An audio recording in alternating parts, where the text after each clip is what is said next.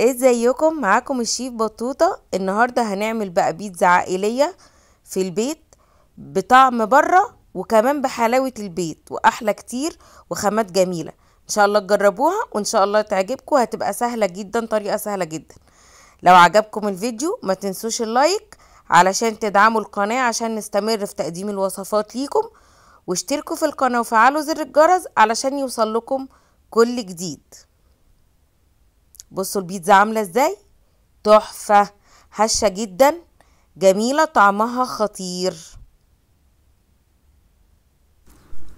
اول حاجة معانا 6 كوبايات دقيق، 2 معلقة كبيرة خميرة، ونص معلقة بيكنج صودا، 6 معالق كبار سكر، ومعلقة صغيرة ملح. عندنا كوبايتين لبن حليب، ممكن استبدالهم بمية بس اللبن هيخلي العجينة اغنى وطعمها احلى. نص كوباية زيت، وهنقلب وهنعجن كويس. لو احتاجت العجينه منا ميه بنحط لها، محتاجش دقيق ميه خلاص. انا عندي محتاجش ميه فاكتفيت باللبن. العجينه معانا اهي، العجينه بتبقى مقفوله يعني مش بتلزق، عاديه. هنغطيها ونسيبها تخمر لمده ساعه. بصوا العجينه ما شاء الله معانا عامله ازاي، مليانه بابلز وجميله. هنبتدي بقى نلفها كده على شكل مستطيل زي ما احنا شايفين، وهنسيبهم يخمروا لمدة ساعة إلا ربع، أو من ساعة إلا ربع لساعة. بعد ما خمروا معانا هنفردهم بقى بالشكل ده.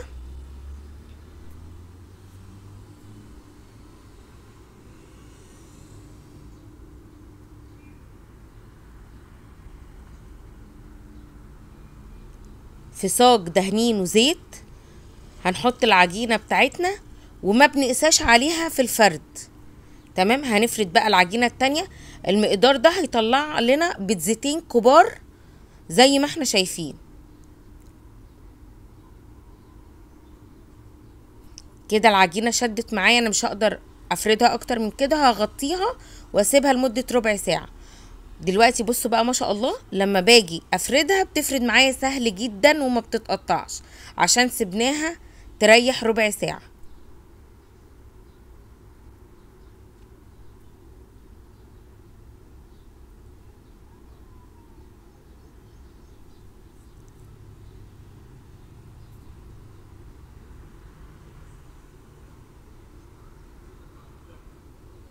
هنحط بقى صوص البيتزا. انا دايما صوص البيتزا عندي بعمله كمية واشيله في برطمانات في الفريزر، وقت ما احب اعمل بيتزا بطلع البرطمان اسيحه واستعمله.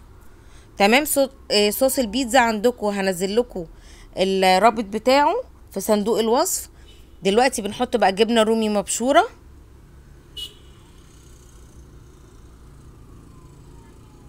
هنحط بقى فلفل الوان اصفر واحمر واخضر. الحشوة دي براحتكم، تحطوه مكعبات، تحطوه حلقات براحتكم، بس انا حبيت ان هو في البيتزا دي يبقى متقطع مكعبات احسن عشان يبقى ماشي مع الحشوات عندي. دي مكعبات طماطم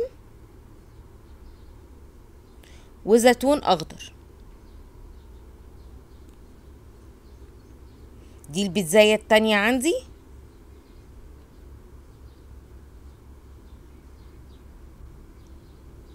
هعملها بنفس الطريقة بالظبط، الصوص بتاع البيتزا والجبنة الرومي المبشورة والخضار.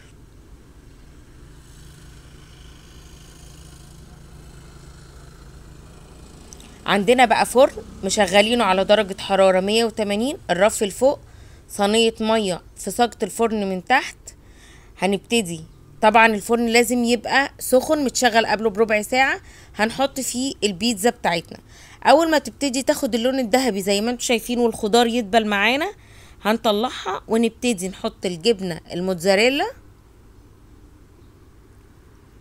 بنوزعها عليها كلها. ونبتدي، دي عندي حشوة فراخ مشوحاها عادي مع بصل وحط لها بهارات زي كباب الحلة كده بالظبط، ومقطعاها مكعبات صغيرة. هنبتدي نوزع الفراخ كده.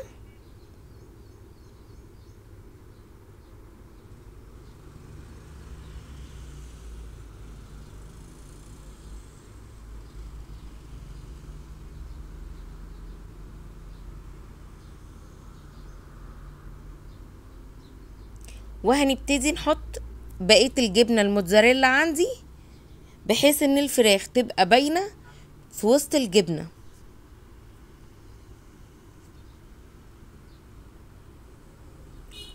وهنرجع ندخلها الفرن تاني. دي البيتزاية التانية عاملها بنفس الطريقة برضو.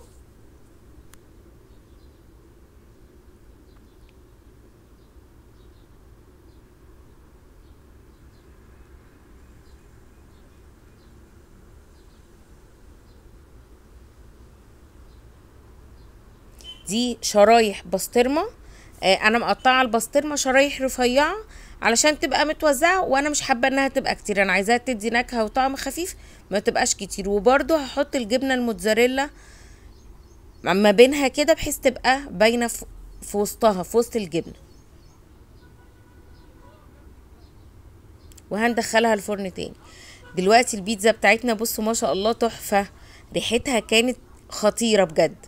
بصوا ما شاء الله الاتنين تحفة، احلى من بعض. ان شاء الله تجربوهم وان شاء الله يعجبوكم، وما تنسوش لايك للفيديو، ونتقابل في وصفة جديدة مع شيف بطل.